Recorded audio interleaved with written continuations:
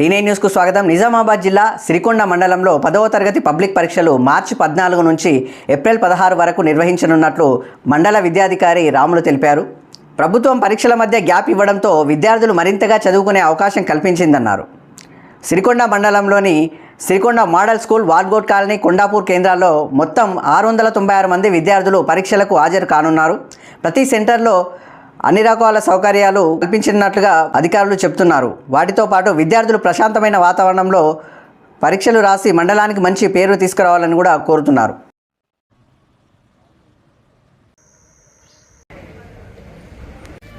నిజామాబాద్ జిల్లా సిరికొండ మండల కేంద్రంలో ఉన్నాం.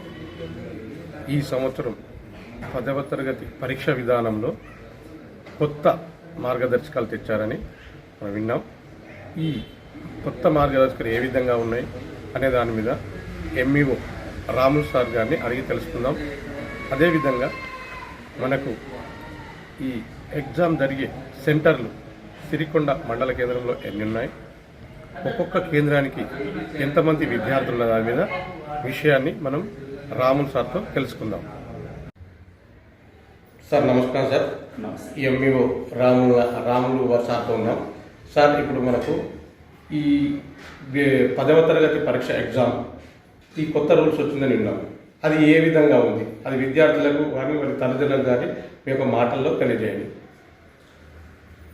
సార్ గుడ్ మార్నింగ్ మీకు కూడా. సో మండల్ తరఫున ఈ 10వ తరగతికి రాబోయే విద్యార్థులకు మరి వెల్కమ్ చెప్తూ, సార్ పరీక్ష విధానంలో కొత్త మార్పు అని అనగానే పరీక్ష రాస్తున్నటువంటి విద్యార్థులకి ప్రభుత్వం ఈసారి మంచి వెసులుబాటును కల్పించింది. సో ఒక్కొక్క ఎగ్జామ్కి మధ్య దాదాపు 4-5 రోజుల గ్యాప్ ఉంది. సో ఆ గ్యాప్ పీరియడ్లో పిల్లలు డీటెయిల్గా పూర్తి స్థాయిలో మనం అంటే చదవడానికి కానివ్వండి, తర్వాత విశ్లేషణ చేయడానికి టైం ఉంది. వాళ్ళు కూడా రెగ్యులర్గా బడికి రావాల్సి ఉంది.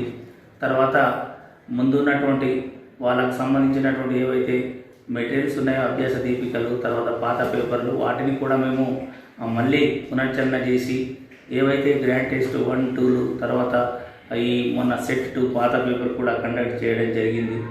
సో వాటిని మళ్ళీ మేము రివైజ్ చేస్తూ మాకు టైం కూడా మంచి టైంను ప్రభుత్వం మనకు కల్పించిందని భావిస్తున్నాను సార్.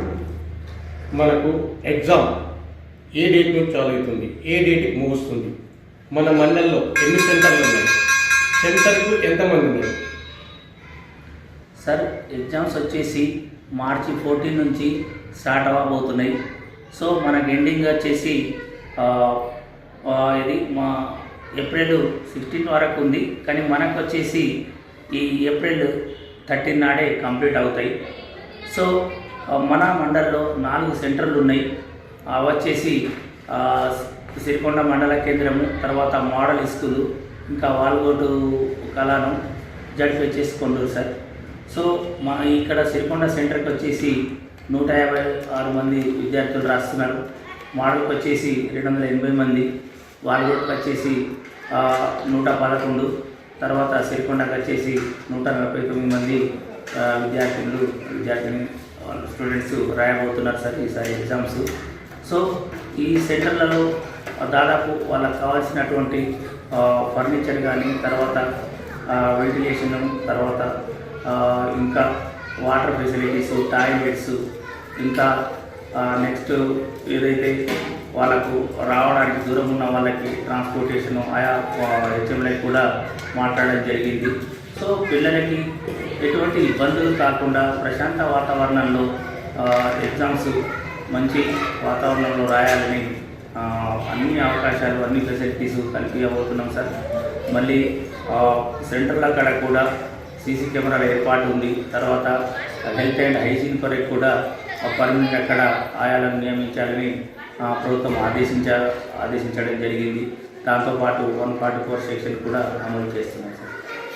ముఖ్యంగా మనకు విద్యార్థులు ఎగ్జామ్ రాసే ముందు హాల్లో మనకు ఫ్యాన్లు, వెంటిలేటర్స్ అవన్నీ వారికి ఈ ఉక్కపోతతో ఎండాకాలం ఉబ్బరిస్తుంది కాబట్టి ఉక్కపోతకు ఈ సౌకర్యాలు ఉన్నాయా మీరు పరిశీలించారా?